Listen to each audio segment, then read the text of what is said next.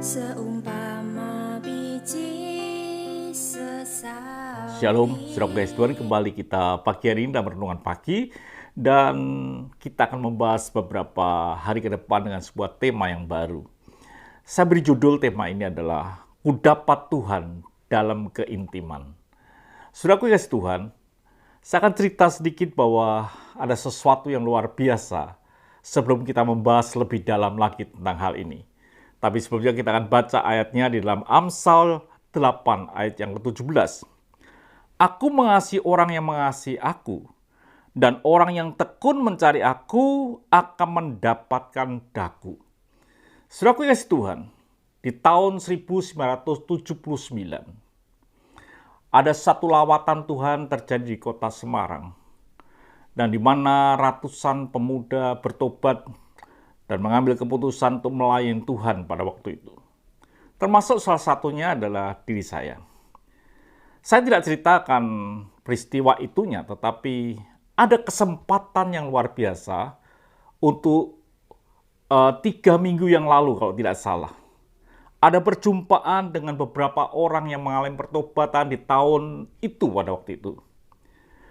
Pada waktu kita bertemu bersama-sama, ada salah satunya Profesor Virgo Handoyo, yang hari ini dia tinggal dan melayani Tuhan di Amerika. Juga hadir pada waktu itu Dr. Budi Utomo, yang dia seorang dokter yang waktu itu masih muda dan hari ini dia tetap melayani Tuhan dan mengasihi Tuhan. Saya juga jumpa dengan seorang pendeta, Frederick Mudeng. Pada waktu itu, dia juga melayani Tuhan dan tetap melayani Tuhan di sekitar Sri Kuncoro, daerah Pelacur pada waktu itu, dan sampai saat ini. Saya juga jumpa pendeta-pendeta yang lain. Ada salah satu yang bernama Wiranto Gunawan, yang hari ini pun melayani Tuhan. Dia melayani daerah Jogja, dia berkata di bagian desa kecil, dia berkata seperti itu. Saya belum pernah berkunjung ke sana. Saudaraku yang kasih Tuhan, pada perjumpaan itu sangat menarik, menyenangkan hati, bergembira, dan lain sebagainya. Dan mungkin saudaraku yang kasih Tuhan, ketika kita bincang dan bertemu, ada perbedaan memang. Mungkin perbedaan fasilitas. Memang berbeda. Ada yang dari Amerika, ada yang dokter dan lain sebagainya, ada pendeta yang desa dan lain sebagainya. Pasti pendapatan atau fasilitas yang mereka alami soal hal dunia itu berbeda. Tetapi yang menarik buat saya adalah bukan itunya. Yang menarik buat saya adalah saya melihat bahwa mereka ternyata mendapatkan dua hal yang sama. Baik itu di desa, baik itu di Amerika, baik itu ada di tempat yang lain, atau mungkin posisi bukan full-timer, tapi mereka melayani dan mengasihi Tuhan. Mereka mendapatkan dua bagian yang sama yang saya lihat. Yang pertama, saudaraku yang Tuhan, yang mereka dapat ada yang disebut dengan mendapat kasih Tuhan dari hari lepas hari dalam kehidupan dia. Mereka bersaksi bahwa Tuhan itu luar biasa. Artinya bahwa mereka mendapatkan kasih Tuhan. Mereka mendapatkan anugerah Tuhan yang mereka alami. Kalau kita boleh melihat di dalam Roma 8 ayat yang ke-35. Siapa yang akan memisahkan kita dari kasih Kristus?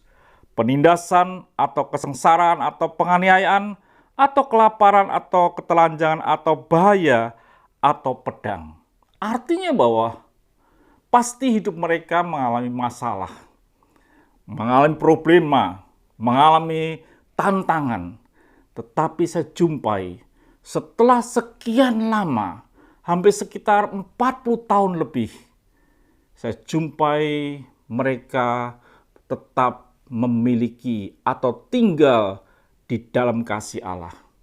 Mereka tidak bisa dipisahkan dari kasih Allah. Baik yang di Amerika sampai yang di desa. Itu sesuatu hal yang sama. Fasilitas boleh berubah atau berbeda.